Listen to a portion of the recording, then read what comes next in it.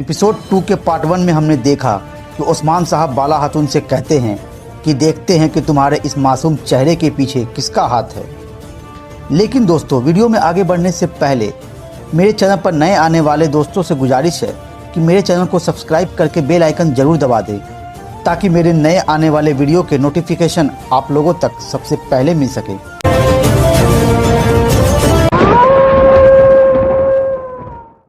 लेकिन तभी अचानक दूरसन साहब ने ओस्मान साहब के सर पर जोर से मारा, जिससे ओस्मान साहब बेहोश हो गए। दूरसन साहब बाला खातून के साथ में हैं, जो कि किले के अंदर एक पादरी की भेष में आए हुए हैं। लेकिन दूरसन साहब ओस्मान साहब को पहचान लेते हैं और कहते हैं, ये तो अर्तुगरुल का बेटा ओस्मान है, ये किले में क्या कर रहा है? ये भी अपने बाबा अर्तुगरुल की तरह बहादुर दिखता है। लेकिन गवर्नर की मौत की वजह से किले में चारों तरफ हड़कंप मचा हुआ है, जिसकी वजह से तीनों वहाँ से खजाना और कुछ मुकद्दस चीज़ों को लेकर चले जाते हैं। इधर सोफिया की खबरी आकर सोफिया को बताती है कि मैंने ओस्मान को गवर्नर के साथ किले में देखा था। फिर क्या सोफिया को बहाना मिल गया और सोफिया ने गवर्नर की मौत का सारा इल्ज़ाम ओस्मान साहब पर लगा दिया और किले में यह ऐलान करवा देती है कि ओस्मान ने गवर्नर का कत्ल किया है। कालानूस अपने सिपाहियों से कहते हैं कि जाओ ढूंढो गवर्नर के कातिल ओस्मान को।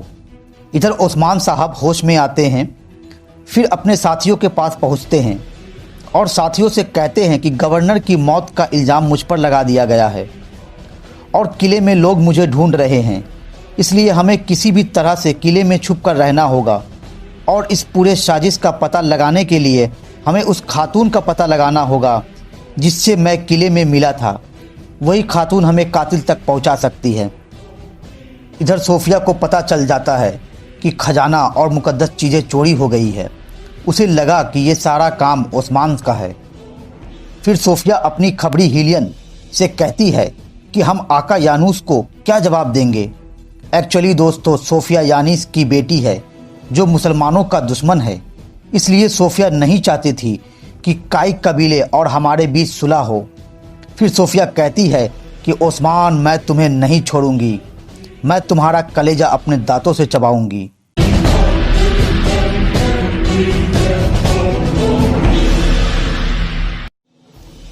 इधर बाला खातून, उसकी सहेली और दूरसन साहब किले से बाहर निकलने की तैयारी कर रहे होते हैं। फिर दूरसन साहब कहते हैं कि तुम दोनों जाओ, मैं अभी यहीं रहूँगा। फिर बाला दूरसन साहब से पूछती है कि ओस्मान की कोई खबर है? अगर ओस्मान किले से बाहर ना निकल सका तो? लेकिन दूरसन साहब कोई जवाब नहीं देते हैं। इधर सोफिया कालानूस से कहती है कि तुम्हें पता है कि ओस्मान हमारे खजाने और मुकद्दस चीज़ों को ले गया।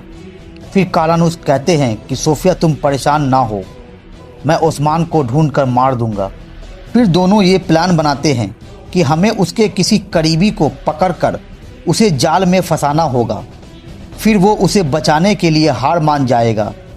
फिर सोफिया कालानूस से कहती है कि दूनदार साहब से हम एक अमानत कर्ज लेंगे और ये अमानत ओस्मान को बिल से बाहर निकाल लाएगी। फिर ओस्मान की वजह से कबीले में एक आग भड़क उठेगी।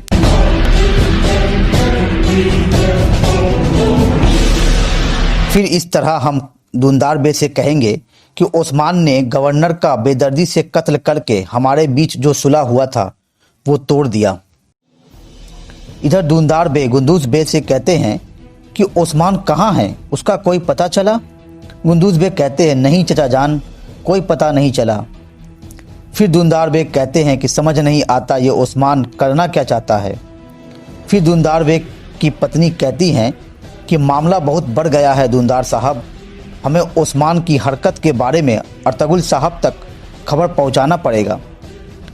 फिर दूनदार बे गुंदूज से कहते हैं कि ओस्मान को तलाश करने के लिए अपने सिपाहियों को भेजो। फिर गुंदूज बे कहते हैं कि जो हुक्म चचा जान। फिर गुंदूज बे वहाँ से चले जाते हैं। फिर दूनदार बे की पत्नी दूनदार बे से कहती हैं कि क्या आप ओस्मान की हरकत के बारे में अर्तुगरुल साहब को खत भेजेंगे? तो दूनदार बे ने कहा, नहीं भेजेंगे, नहीं तो अर्तुगरुल साहब क्या कहेंगे कि मेरी गैर मौजूदगी में तुम ओस्मान को नहीं संभाल सके, तो कबीले को कैसे संभालोगे? इधर मेघालय यानीस के पास आता है और यानिस को गवर्नर की मौत और खजाने की चोरी के बारे में बताता है। फिर यानिस परेशान हो जाता है और कहता है कि किसे पता था इस खजाने के बारे में, किसने की चोरी। मेघालय ने कहा, ये सब अर्तुगरुल गाजी के बेटे ओस्मान गाजी ने किया है। फिर यानिस ने मेघालय से कहा, घोड़ा तैयार करो, हमें किले में सोफिया से मिलने जाना है। फिर मेघालय कहता है कि जो हुक्म आका यानिस। अब बाला खातून और उसकी सहेली खजाना लेकर किले से बाहर निकल जाती है। अब ओस्मान साहब किले के अंदर बाला खातून को ढूंढते हुए गिरजाघर में जाते हैं, जहां पर दुर्शन साहब पादरी की भेष में होते हैं। फिर ओस्मान साहब दुर्शन साहब से कहते हैं कि मुझे एक खातून की तलाश है जो कि मेरे लिए बहुत अहम है। दुर्शन साहब ने कहा कि उसका नाम क्या है। फिर ओस्मान साहब कहते हैं कि मुझे उसका नाम नहीं पता है, उसकी सुरमई आंखें हैं और इतना सा कद है। दुर्शन साहब समझ जाते हैं कि ये बाला के बारे में बात कर रहा है।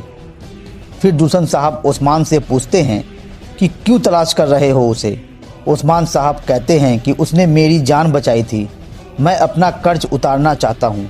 लेकिन दुर्शन साहब ने ओस्मान साहब को बाला के बारे में कुछ नहीं बताया। इधर कालानूस के कमांडर बोरचिन और दुंदार बे की बेटी आइगल पर हमला कर देते हैं और आइगल को किडनैप कर लेते हैं।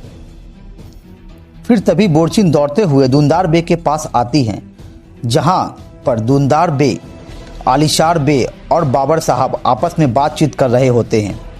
बोरचिन बाबर से कहती है कि कालानूस के कमांडर ने आइगल को किडनैप कर लिया है और उन्होंने कहा है कि हमें ओस्मान चाहिए, क्योंकि ओस्मान ने हमारे गवर्नर का कत्ल किया है और उन्होंने आपको भी किले में बुलाया है। तभी बाबर साहब कहते हैं कि ये कैसे हो सकता है, ओस्मान तो किले में आइब्रस के कातिल को ढूंढने गया था, वो गवर्नर को कैसे मार सकता है। फिर दुंदार बे बाबर साहब और अपने सिपाहियों को लेकर किले की तरफ रवाना हो जाते हैं। इधर किले में ओस्मान साहब अपने साथियों के साथ बात कर रहे होते हैं। तभी बाहर से आवाज़ आती है, अर्तुगरुल के बेटे ओस्मान, मैं जानता हूँ कि तुम मुझे सुन रहे हो। सब जानते हैं कि गवर्नर का कत्ल तुमने किया है। फिर ओस्मान साहब ये देखकर घबरा जाते हैं कि आइगल को किडनैप कर लिया गया है। फिर सिपाही कहते हैं कि तुम बाहर आओ, मैं तुम्हें हथियार डालने का आखिरी मौका देता हूँ। दुंदार की बेटी हमारे कब्जे में है, अगर तुम बाहर नहीं आए तो हम आइगल को जान से मार डालेंगे। फिर आइगल कहती है कि बाहर मत आना ओस्मान। तभी सिपाही ने आइगल पर हाथ उठा दिया।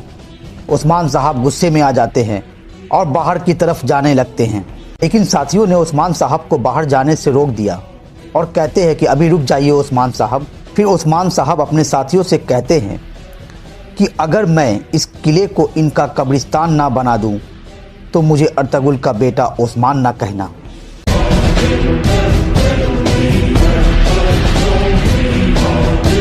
ओस्मान साहब आइगल को बचा पाएंगे? जानने के लिए एपिसोड 2 का पार्ट 2 देखें। और दोस्तों, मेरे द्वारा कुलूस ओस्मान सीजन 1 का एक्सप्लेनेशन आप लोगों को कैसा लग रहा है?